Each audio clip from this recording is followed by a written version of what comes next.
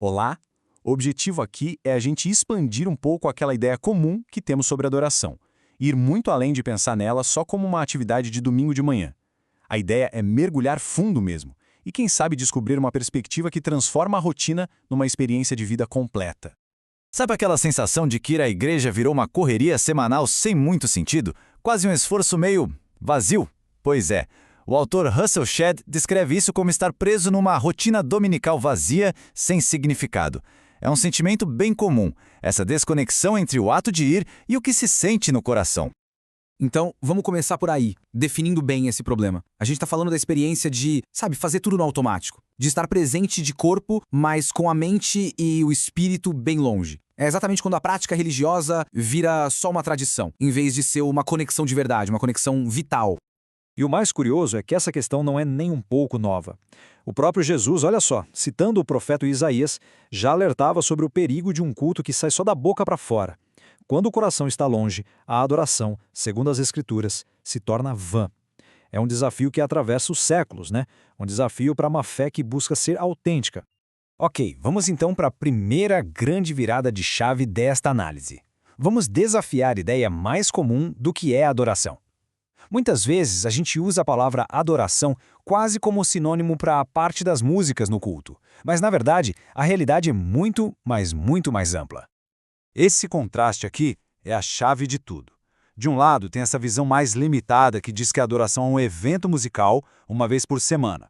Do outro, a realidade bíblica, que expande isso para um estilo de vida, uma entrega diária, contínua.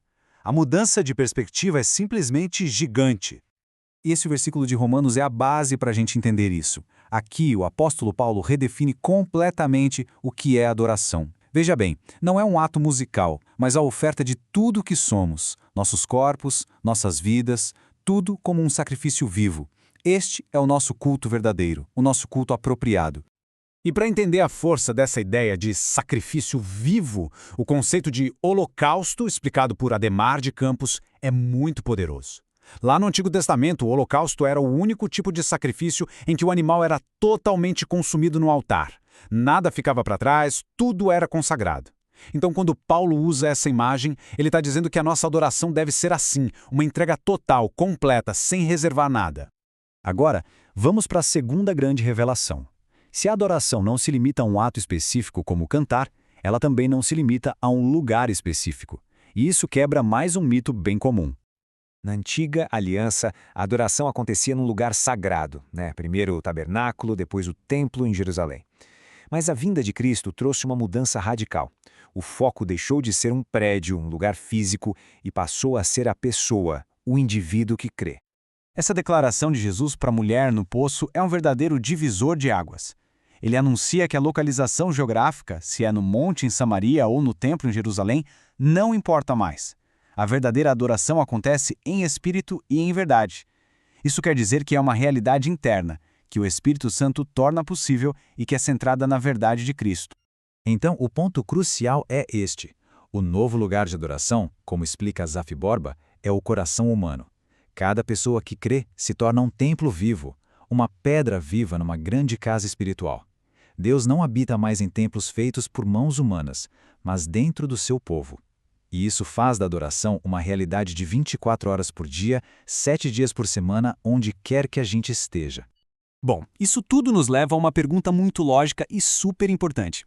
Se a vida inteira é adoração e cada pessoa é um templo, então, por que a reunião na igreja, todos juntos, ainda é necessária?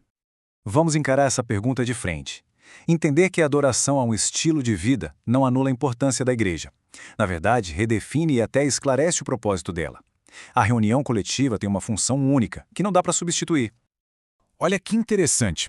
O teólogo D. A. Carson destaca que, segundo o Novo Testamento, o foco da reunião não é começar a adoração ali, mas sim a edificação mútua.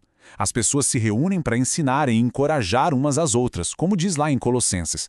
Elas se juntam para usar seus dons e fortalecer a comunidade, para lembrar do Evangelho e para mostrar de forma visível que são um só corpo. A reunião não é o único lugar de adoração, mas é um lugar vital para construir e fortalecer o corpo de Cristo.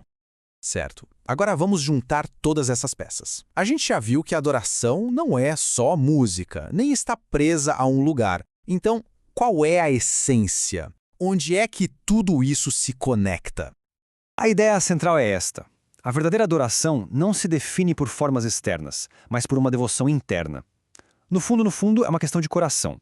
Ela pode acontecer numa música no domingo, num ato de serviço na terça-feira ou numa conversa honesta na sexta.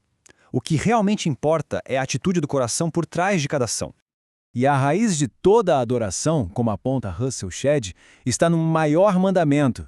Amar a Deus com todo o coração é amá-lo com o centro da vida intelectual e espiritual.